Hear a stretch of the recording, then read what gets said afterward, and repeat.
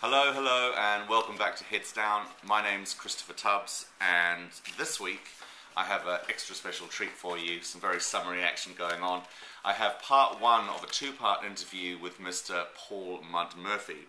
Now, you may know Paul from his productions and collaborations as Smith and Mud, Mud and Pollard, Akwaaba, and I think that's it. Oh, Claremont, of course. Before Claremont 56 was the name of his label, it was in fact the name of his artist project, which is quite confusing, but that's the way it is. So he's going to talk about his label, Claremont 56. He's also going to talk about his brand new album, which is Le Suivant, by Smith and Mud. It's quite lovely. You should definitely check it out. I've been going into his back catalogue a bit, finding some hidden smashes. I don't know if you've seen the Smith and Pollard Scaffold 12-inch. It's incredible. It's got My Heat rock B-side, which is called Takoyaki. That's my pick of the week. You should definitely check that out if you haven't got it already. It's a smasher. Go to the Claremont 56 website. I'm sure they've got it for sale. And that's about it. You're on Heads Down.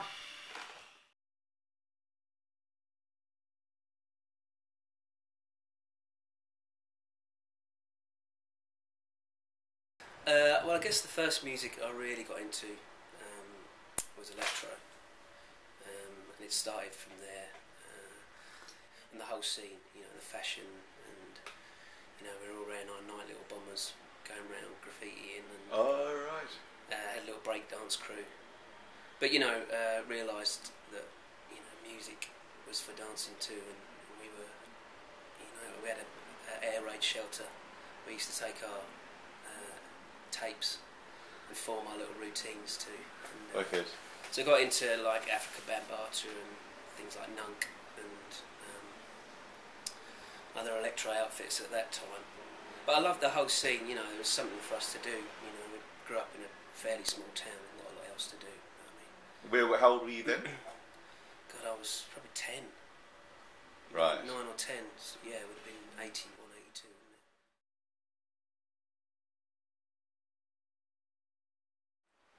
During all that time, we had a great record shop in Watford called Past and Present, and along that time, I was just picking up music that I really liked, like Atmosphere on Elite, and you know, I've got some conch bits that I bought, and I didn't really know about the scene at that point. I was just buying music that I liked, but you know, steadily I was collecting disco and you know, a fairly good collection. So subconsciously, you know, I guess it was always there. And also at that period, Nick the Record, he had a great store in St Albans where we'd go up and, you know, we'd buy all our urban releases like Lynn Collins and things like that, stuff that was being played in the youth clubs.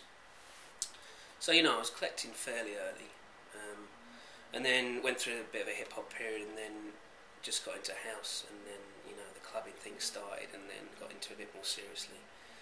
Got myself a set of decks and, you know, started buying records on a regular basis. What were your first experiences of clubbing?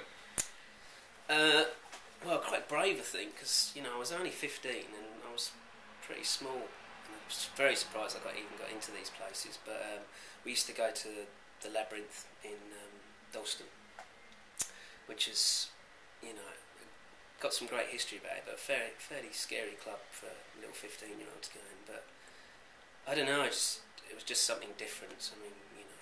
And what was going on there at the time? Well, it was early, you know, early good house, but people like Groove Rider and Kenny Ken before they went, you know, hardcore. Just great music all night, really. And there was, you know, I met a lot of people there.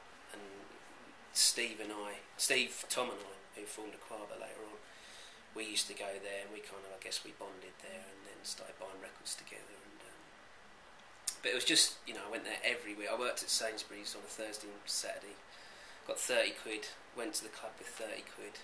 You know, I wasn't drinking at that point, and just, you know, that was where my money went. It was that Saturday night, and that was the most special part of the week for me, really.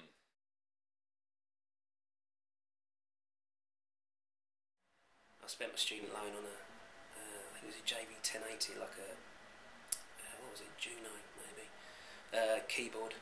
Bought that, started playing around with some ideas, and then within months we created Just Peel It Up, which is probably our best thing we ever did, really.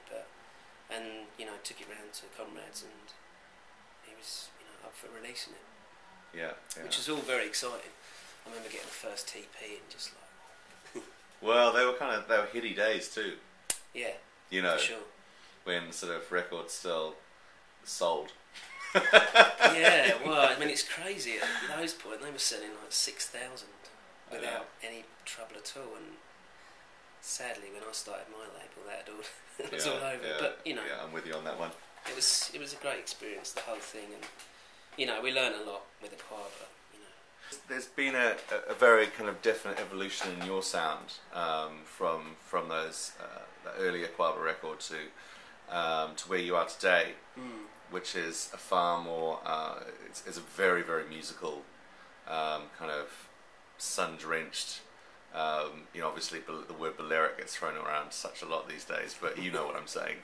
Yeah, quite a Balearic sound, and I'd say that out of you're probably one of the most musical kind of dance music producers out there. In fact, I think a lot of what you do is it's based in rhythm and the 4/4 a lot of the time, but it's not really dance music per se. It's as much listening music as anything else. What are those? What are your? Where does that sort of? Have you always had a love of Balearica? Well, I've always had a love of other types of music, but electronic music. Yeah, I guess it's just working with live musicians and having a broad taste of music, really. What is your method? Because it sounds always your records always sound like a real ensemble piece. You kind of really imagine a bunch of musicians in the studio. It's kind of all studio based. It's not we don't rent out a place and play live as a band. It takes a long time. So I maybe start an idea, or Ben will start an idea, and we'll just work slowly on it. We'll record the bass and guitar, and then we'll get someone in to play a violin or a flute and just build it up. We'll get the key loop, and then just kind of see what it needs, really, and how it feels. If it needs something else, then we'll get someone who knows their stuff to come over and do it. So do you play yourself, even if it's crudely? Crudely, yeah. I play some keys, and sometimes I get a few chords on the guitar, and then say, Ben, take over, Right. But this is kind of the feel. But Ben's the kind of genius with all the instruments.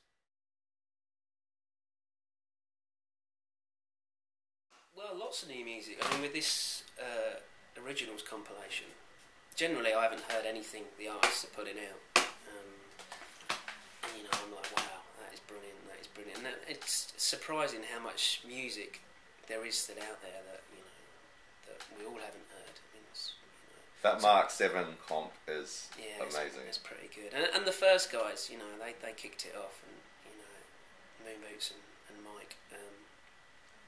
But we've had a bit of an impasse because we've had a bit of a nightmare licensing some of the Sean P ones.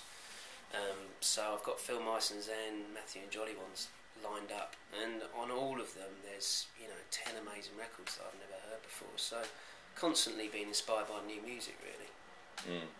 So how do you deal with that? If you can't get hold of the artists, all probably you're going to hear in this interview is the creaking of the chair.